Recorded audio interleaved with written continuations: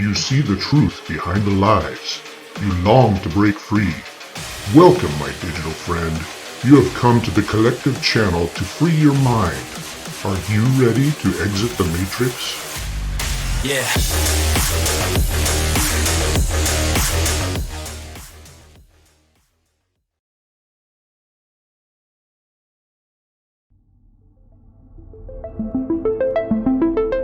In this episode, we talk with Marguerite Anderson about the Schumann Resonance, what it is and how it affects us and our planet.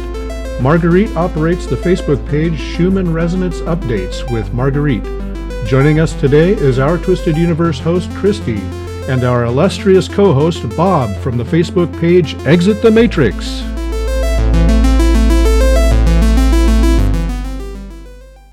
Hi, and welcome to our Twisted Universe. Today, we're going to be talking with Bob from Exit the Matrix Facebook page and Marguerite Anderson. She's with the Schumann Update with Marguerite on Facebook. Hi, guys. Welcome. How's it going? How you doing today? Excellent. Good. Great. Thank you for having me. This is fun.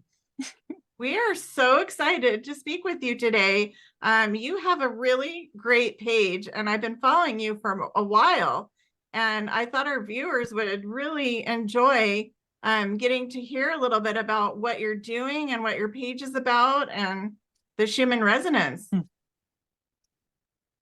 Well, it's a kind of a hot subject right now because so many of us are empathic and sensitives and having psychic abilities crop up that maybe you never had before.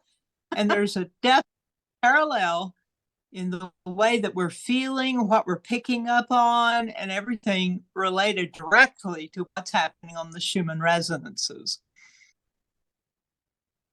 So how would you, like, I don't think a lot of people, I mean, obviously a lot of people do know about it, but I think there's a great deal of people that don't know what it is. Could you explain to me what it is exactly? Well, that's a big bite, but I'll give it a shot. The sun is related to what's happening, our atmosphere, and really the Schumann resonance in a nutshell responds to lightning and to different things that occur electrically in our atmosphere. And it goes from the very top, the ionosphere, all the way down to the crust of the earth. And they call it the Schumann wave because it goes like a wave that bounces from the top to the bottom and travels all the way around the globe. So what happens in one place is eventually going to be affecting the entire globe, but it does go in a wave. So they call it the heartbeat of the earth. And that frequency is 7.83 hertz. That used to be all that showed on the Schumann chart. It was a steady frequency, but now there are multiple steady frequencies besides 7.83, and there's tons of spikes. And when these spikes occur, it affects human beings and it affects animals. If your dog or your cat are going crazy, it may be the Schumann resonance is spiking. And cats especially, cats will take wild cat fits. Animals will not want to eat. And we people, it affects all mammals. We do a similar thing. Traffic is affected by the Schumann resonance because after all, every single bit of us is electrical, all the way down to the atomic level. And when these frequencies are flying through the air and influencing us, it affects us. Plus, I was mentioning earlier to you too, the Schumann resonance frequencies correspond with the human brain waves and the human brain frequencies. So some days people are so sleepy, they can barely stay awake and they don't know what in the world's wrong with them.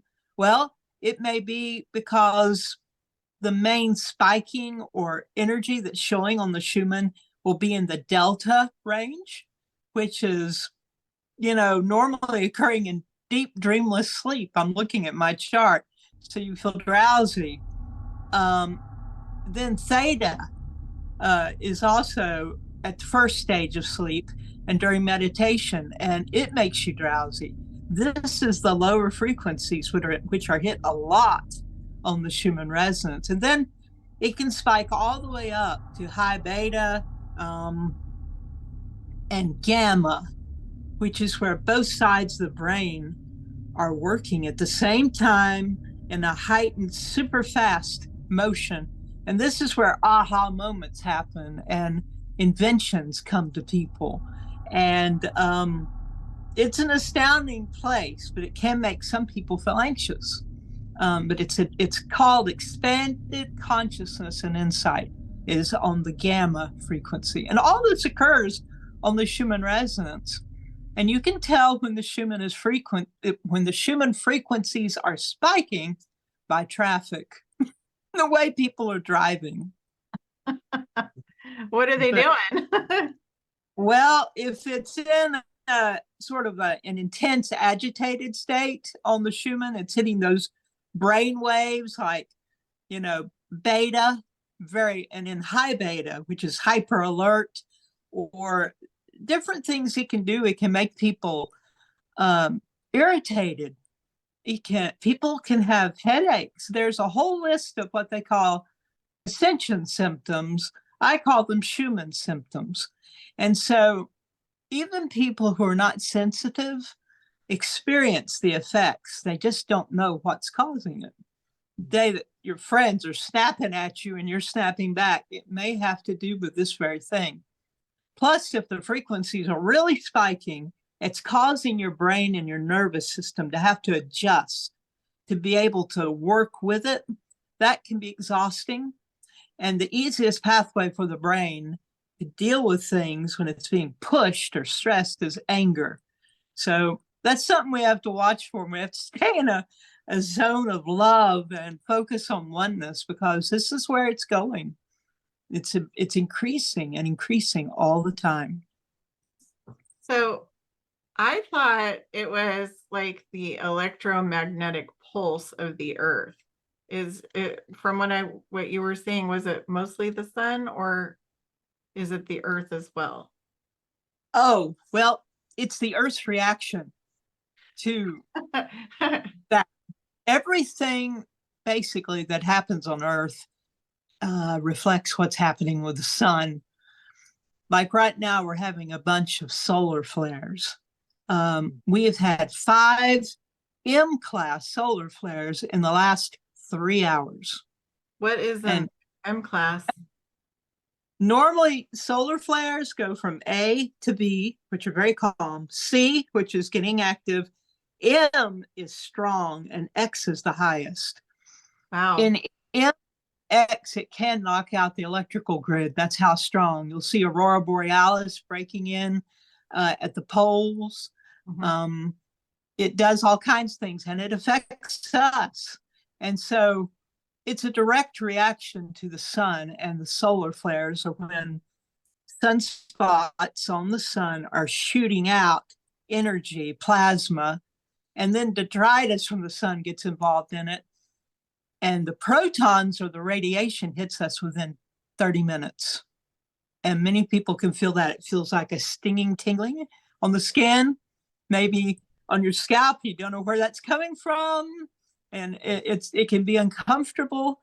And then in about 2 to 3 days, then the actual solar storm from those solar flares will arrive on our atmosphere, if it was a Earth-facing CME, or coronal mass ejection, from the solar flare.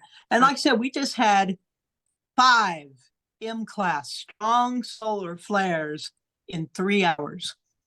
So all this affects us. It also will spike Schumann resonance sooner or later. What time did they start? Well, let's see. It's 8 now. Hold on a moment. I had just posted it right before I jumped on here to do this with you all. So it stopped. Well, it's within the last 3 hours. So say up to 7 o'clock. 3 hours before that was when all these spikes are solar flares were occurring. And they've been going on for 2 days now, but that's a high concentration and high powered ones too. So all these things affect the Schumann resonance, lightning effects. And then, of course, I didn't know this, but volcanic eruptions are triggered by the sun and by solar storms coming in. And then volcanic eruptions can cause lightning, to happen right above a volcano. Well, that all reflects on the Schumann resonance because all of that energy goes up into the ionosphere. It doesn't disappear, and it begins flowing around in the upper part of our atmosphere like a wave, going back and forth between Earth and the top of the atmosphere. And that's the Schumann resonance. Marguerite, does Yes. these plasma discharges and solar flares from the sun, what kind of direct impact can that have on the Earth's climate? A lot. Weather is directly affected by things happening and coming from the sun. One of the big topics right now that is somewhat alarming to some people, and then other people are like, yay! They really feel that the changes that are occurring are all part of our ascension, all part of us moving into this new era. One of the things that is happening is the magnetosphere, or the magnetopause, which is outside our atmosphere in the space part, really where part of it is where satellites are and so forth. It appears to be coming apart. It's also called the shield or the bow shock. It is meant to catch stormy weather and plasma coming from the sun to the day side of the Earth. So the bow shock is only on, or bow shock is only on one side, which is the day side of the Earth. We're watching it appear to fail. It's weakening. There are cracks reported by NASA in the shields. That's why we're seeing so much aurora borealis. We're seeing some spectacular sunrises and sunsets because the atmosphere is being significantly altered. And a lot of people are very concerned. Well, if our shields fail, what's going to happen? Well, we don't really know because we don't have history on that.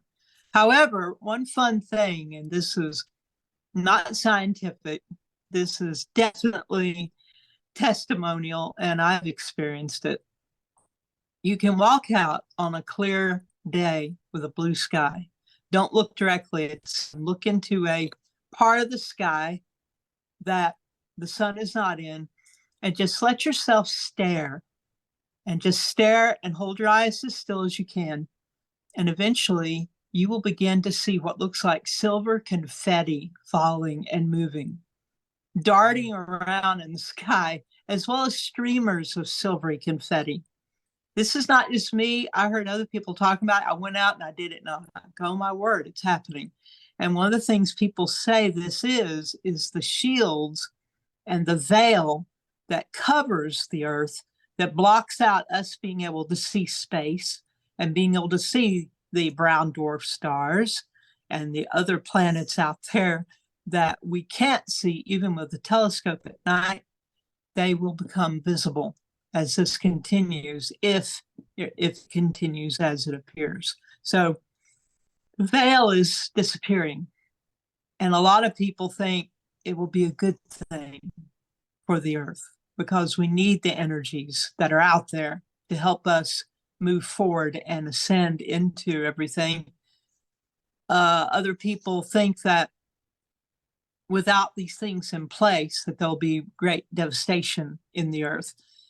It all seems to work together with much the discussion that's out now having to do with the precession of the equinoxes, which I don't know much about, but I am aware that we are coming into a new era and everything is reflecting that.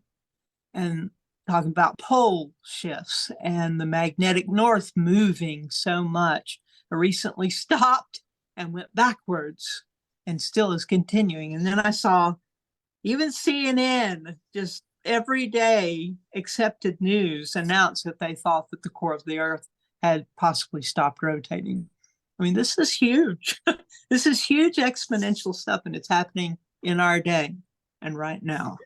I actually, yeah, I seen that the Earth's core was rotating now opposite of what the Earth's rotating. And you know, I don't know if if you've ever followed Graham Hancock at all. A little.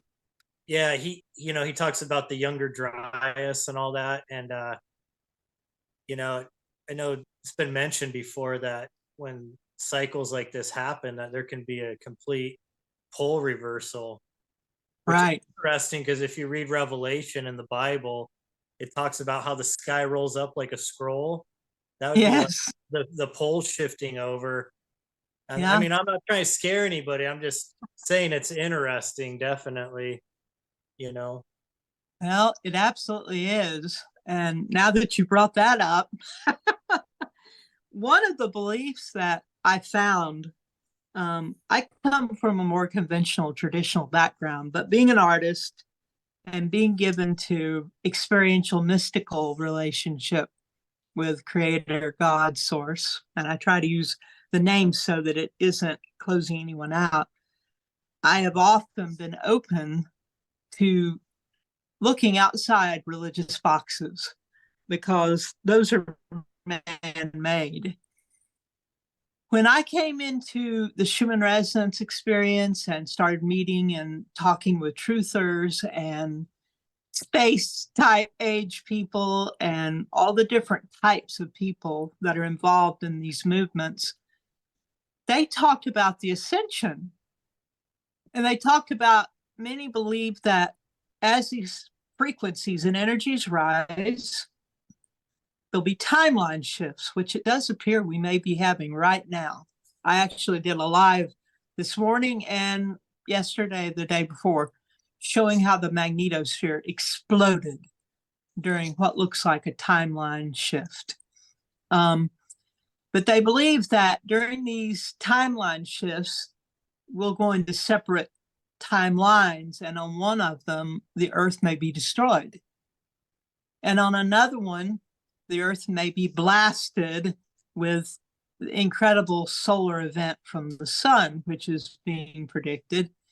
And that means that the people who are following after love and who are wanting to ascend, let their frequency raise, will have to be taken out of the Earth. Well, that sounds like the traditional Christian belief in the rapture. And yet it's coming from many different beliefs and systems throughout the whole world. And truth has a way of doing that. It's everywhere at once under different wrappers and labels. So the key that I focus on my Schumann page is to not encourage fear, because fear doesn't work. Fear takes us where we don't want to go, but to focus on love, to forgive everybody. It's like forgiveness is the gateway into the supernatural, into a place where we ascend,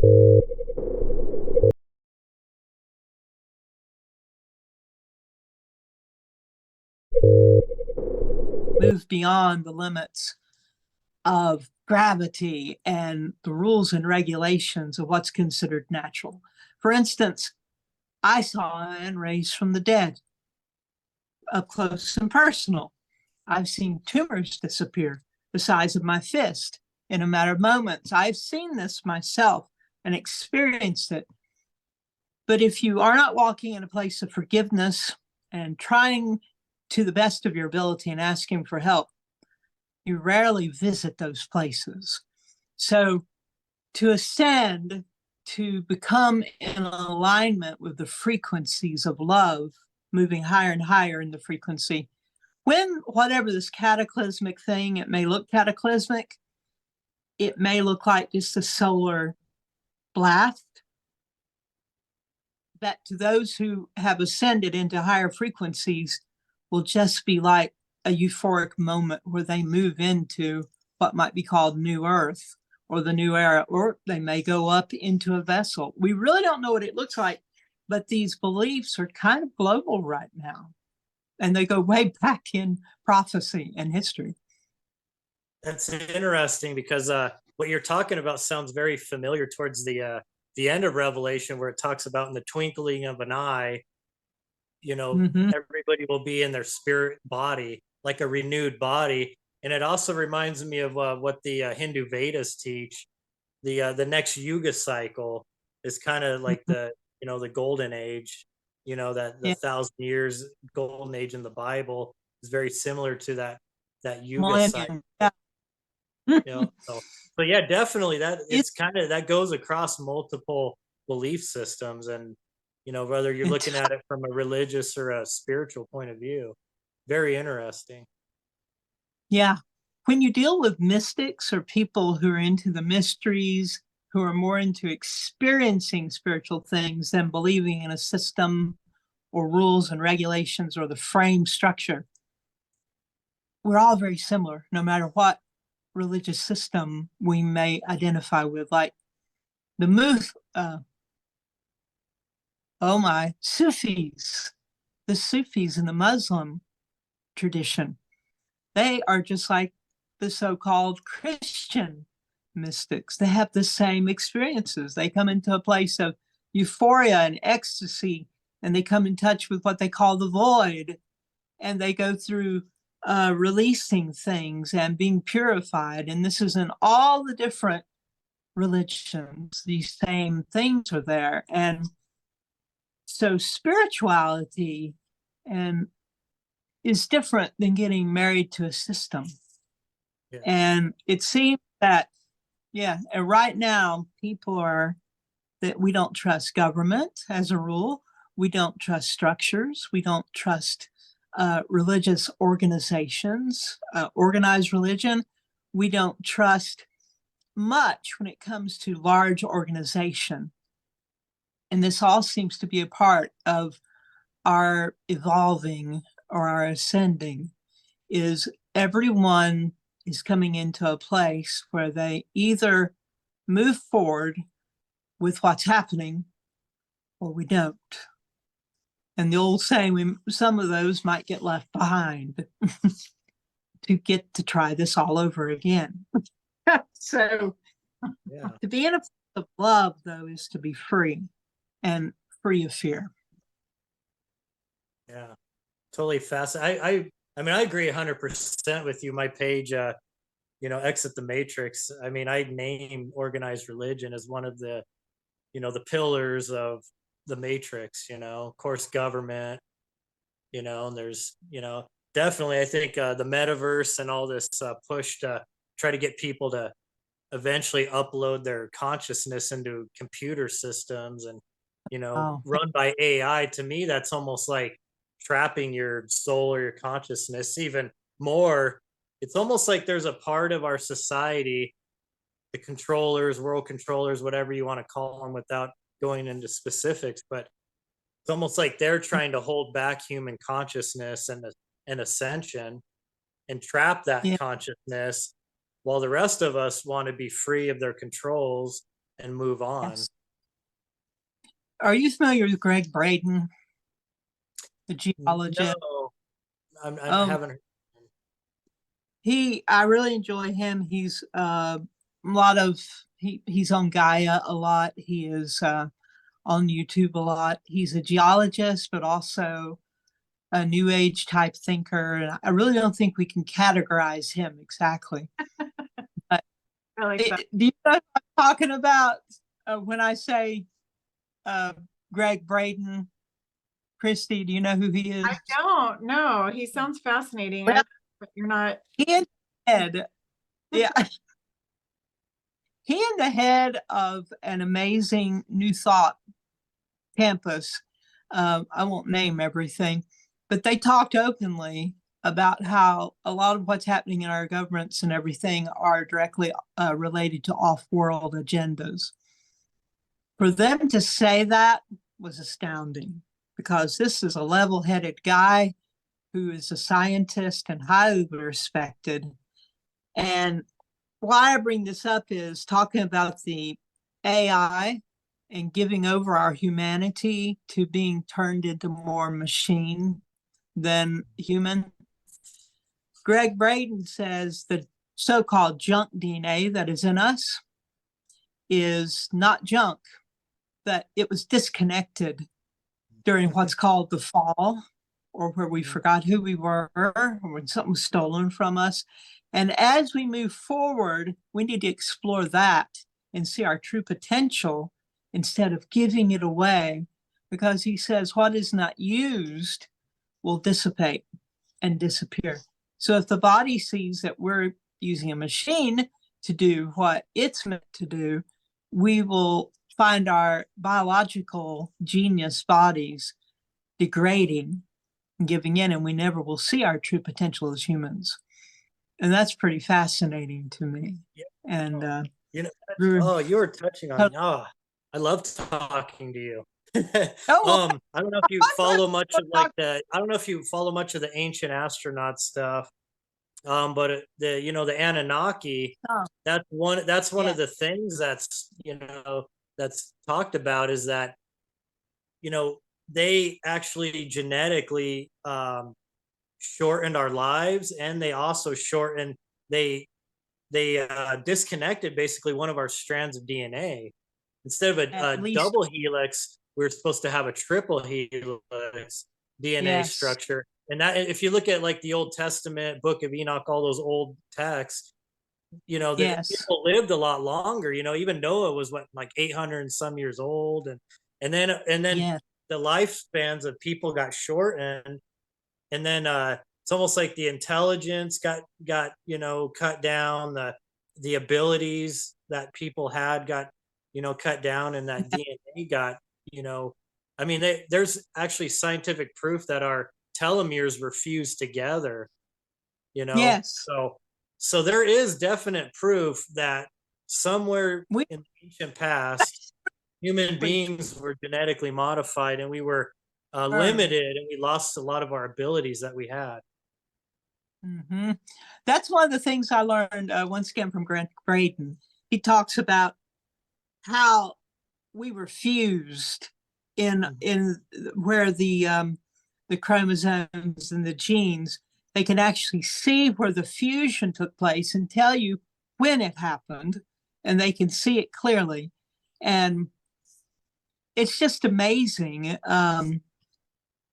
It's truly amazing. All of it. It's just so huge. It's so gigantic. And what may have been stolen from us, it's like all of these, like you talked about the Anunnaki and all the different groups, they all acknowledge the main creator, God, who is massive above all. Mm-hmm. And according to what we're hearing, he, or that God, can't say he, she, much bigger than that, but it's hard to say it for me. It seems so impersonal, but Creator God is coming to rescue us finally, and to reincorporate and put us back to where we were truly meant to be before the stealing of our DNA occurred, before we were diminished, where we were more godlike before. And I find it exciting. Yeah. Very exciting. Well, we were meant to be co-creators with the source, with that creator of all. Yeah. And what these other beings did was they basically used our own creative abilities to harness and build what they wanted to build. I mean, that's it doesn't matter if you're talking about the archons of the Nag Hammadi, the Gnostic texts, or the fallen angels of the Bible, or the jinn of the Quran, or the gods of the Vedas. I mean, just like you said, it's in all these ancient things, there's the same stories run through them all. Relation, absolutely. Exactly. In the fall of man, the limiting of us was one of those major strings that runs through all those stories. Come back soon for part 2 of Schumann Resonance Updates with Marguerite Anderson. Marguerite is also an accomplished artist. Please check out her studio, Marguerite Anderson Studios. We'll leave you with some examples of her work.